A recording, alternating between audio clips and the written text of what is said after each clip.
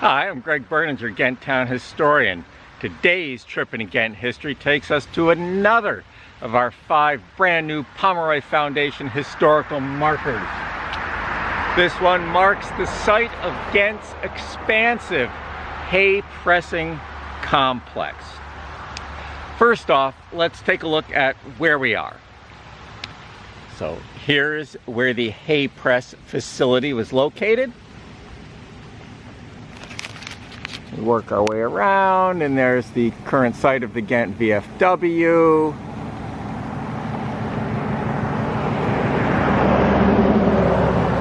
The Ghent Firehouse and Ghent Firehouse Plaza.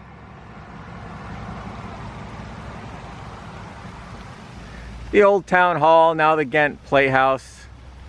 Milius's Sunoco station.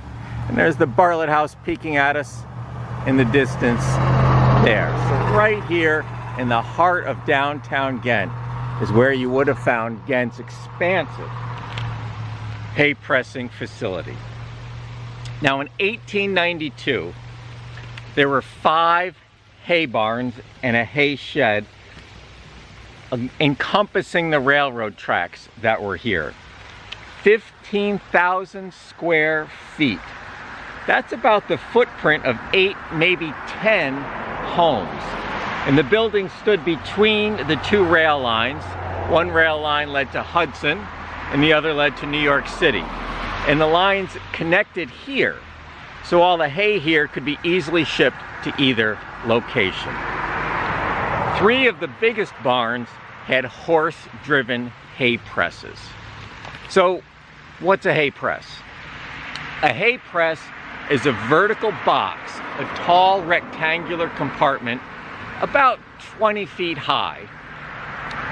And it was used for pressing loose hay into a shippable bale.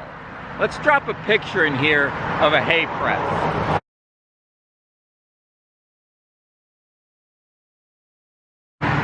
That's actually an operating hay press at the Rough and Tumble Engineers facility in Pennsylvania. And they claim it's the only operating hay press in North America.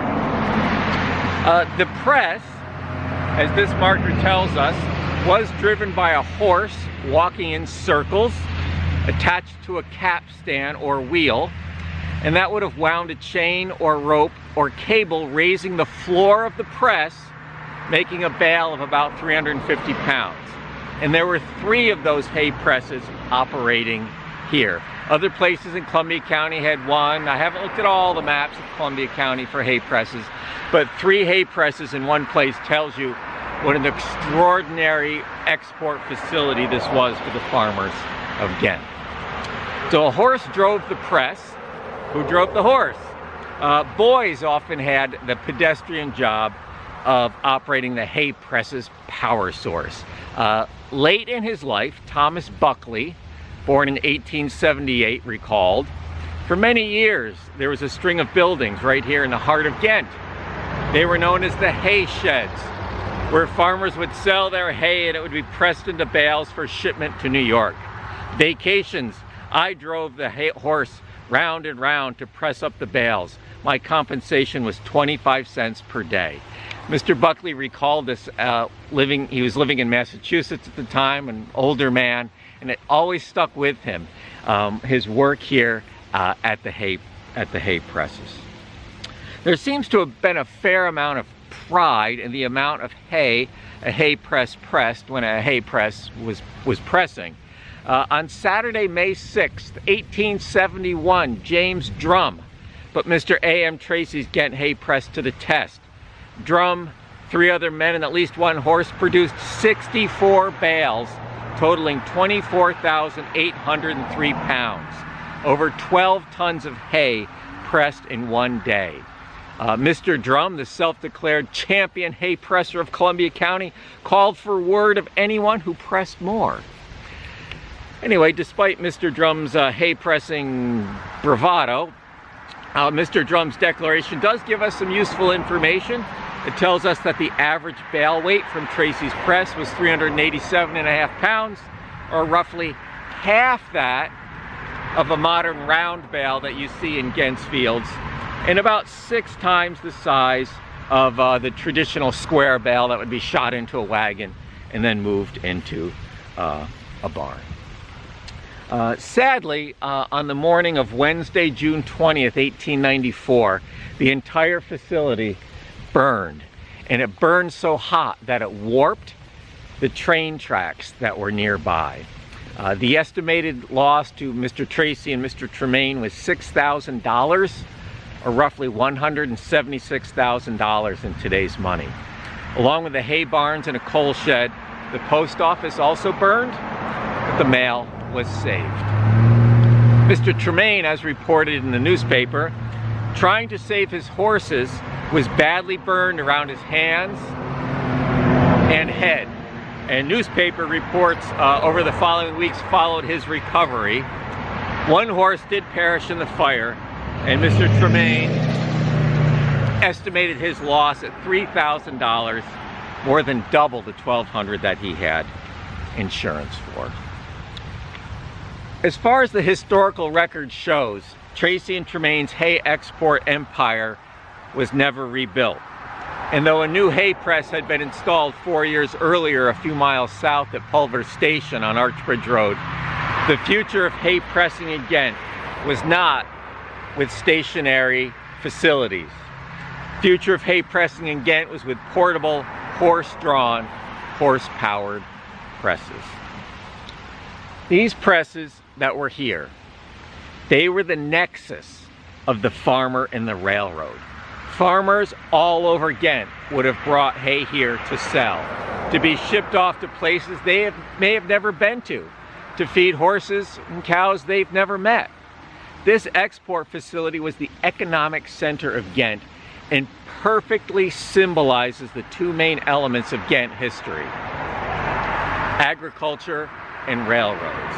And it's just another in a series of connections with New York City that started long before trains connected Ghent and New York, and will continue long after today. Eventually, New York City's developing public transportation and the coming of the automobile put the Hayport export business out to sleep. But Ghent's farmers never slept. They quickly converted. They started feeding more and more of their hay to cows. The cows were milked, and the milk was brought up to the Borden Station, which we'll talk about some other day, up in Buckleyville. So even after the hay pressing went the way of the dinosaur here, Ghent's farmers still exported and were still feeding the Hudson Valley. We can't dismiss one important factor of life here at these hay presses. And of course it was important economically, but also for the community, right? Think of a farmer coming in from West Ghent over here. Well, besides selling the hay, the farmer would go to a store.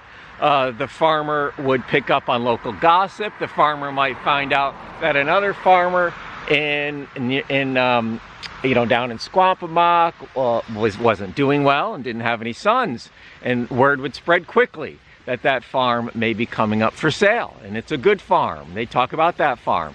So these places were a clearinghouse of local news, of the very important sort of social regulating element that gossip brings to every community. So they were very, very important on many, many levels. One more thing.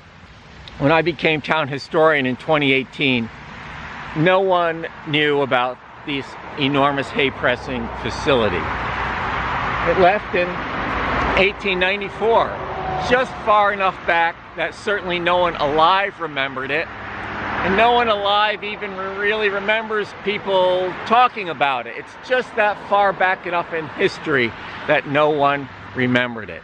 I came across it on the Sanborn fire insurance maps, dug into the historical record, and lo and behold, we now know what was in this spot and how important it was to the people of Ghent.